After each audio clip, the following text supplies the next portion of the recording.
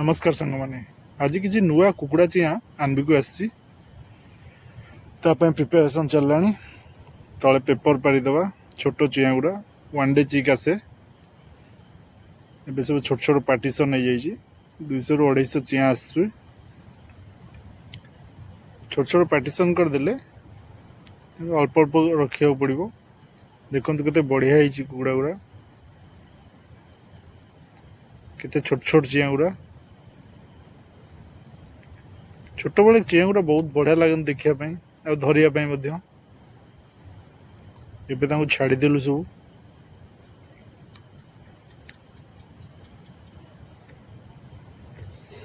छोट छोट पार्टीशन न कले सब चिया गुड़ा थंडारे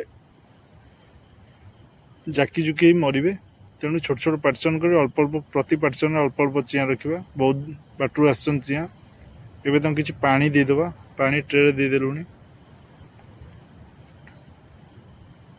चिया गुड़ा भी बहुत एक्टिव अच्छा देखु।